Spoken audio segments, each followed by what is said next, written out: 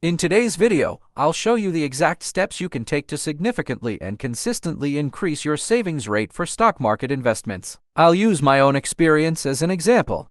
Together with my wife, we managed to increase our monthly savings rate from $650 in 2019 to $3,500 in 2024 by taking 4 specific steps. So why am I sharing our example with you? Because your savings rate plays a huge role in building your future wealth, and it's one of the most powerful levers to help you reach your financial goals faster. Enjoy the video! Before we dive into the specific steps, you first need to understand one fundamental thing. In the end, there are really only 2 main levers you can adjust if you want to significantly increase your stock market savings rate over the medium to long term. The first lever is your income. There are many ways to increase it over time, whether through salary raises, career advancement, or by adding multiple streams of income, both active and passive. Essentially, your income has no real upper limit. In theory, you can grow it indefinitely. The second lever you can adjust is your expenses. With the right mindset and some practical steps, you can regularly optimize and permanently reduce them. However, unlike your income, the potential for cutting expenses is limited because at some point, you simply can't reduce them any further. Basic living costs like housing, food, and insurance will always need to be covered. So to increase our savings rate, we first needed a clear overview of our income and expenses. That's exactly where my wife and I started.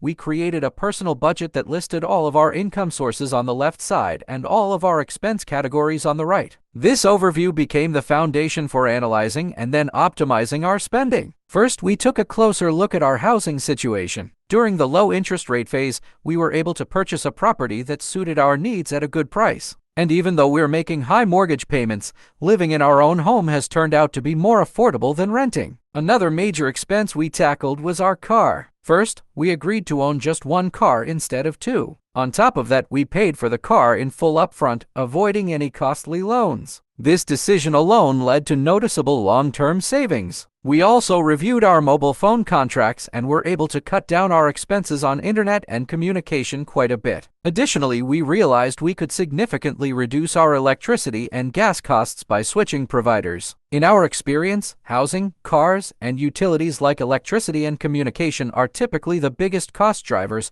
but at the same time, they also offer the greatest potential for long-term savings. In step 2, we took a hard look at our mindset and beliefs and made a conscious effort to align them with our goal of growing long-term wealth. There was a phase in our lives where we definitely spent more freely and indulged in a more excessive lifestyle. We bought expensive designer clothes, dined out at high-end restaurants with friends, and generally didn't pay much attention to the last few dollars when it came to leisure activities. That was, so to speak, ingrained as normal in our minds. We don't regret that phase at all. It gave us a lot of great experiences and memories. And even with the higher spending, we still had a solid amount of money left over at the end of each month. That was the point where we began to shift our mindsets. I started asking myself, what else could we actually do with this extra money to make it work for us? So we began to create a detailed financial plan tailored to our personal situation. First, I started doing my research and put together a selection of books on wealth building, which I studied in depth. At the same time, I took part in online courses on personal finance and wealth creation. Through various example calculations, it quickly became clear to me just how powerful even a moderate 3-figure monthly savings rate can be over the span of several decades. Over time, our interest in building wealth kept growing, and it became increasingly clear to us that one of the most important pillars of that journey is our savings rate. This plan also included the budgeting we already mentioned, along with optimizing our income and expenses. That's why I changed jobs during this time and was able to significantly increase my salary. Meanwhile, my wife is currently building an online business, which will provide her with additional income alongside her main job in the long run. In the 4th step, we started investing in the stock market. At first, we set up automatic monthly investment plans in selected ETFs, exchange-traded funds. As we gained more experience with the financial markets, we gradually added individual stocks to our portfolio. The dividends from these investments are automatically reinvested, allowing us to benefit from the power of compound interest over time and giving us another lever to continuously increase our monthly savings rate. My wife's online business also contributes to our savings rate, as we use a portion of the profits specifically to increase our monthly investments. As mentioned earlier, we own an apartment that we currently live in. However, we're now also actively looking for attractive rental properties to purchase, with the goal of using the rental income to further and continuously increase our savings rate. As you can see, we're actively building multiple streams of passive income to increase our monthly savings rate and put a large portion of our money to work for us. The result, not only have we increased our savings rate from $650 to $3,500 per month, but our overall wealth is also growing steadily and visibly.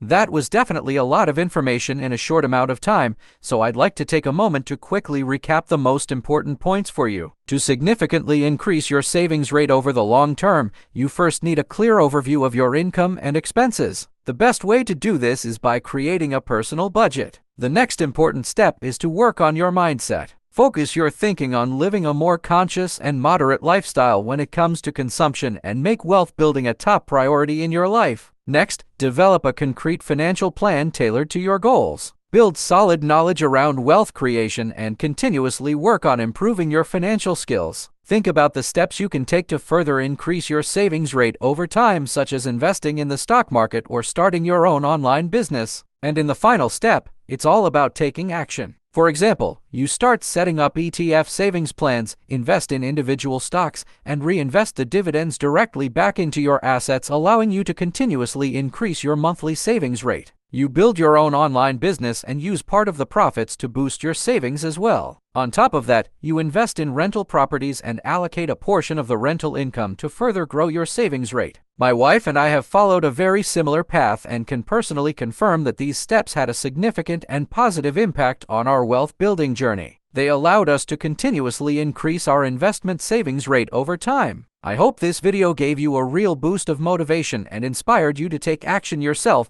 because anyone can follow this path and successfully build wealth step by step.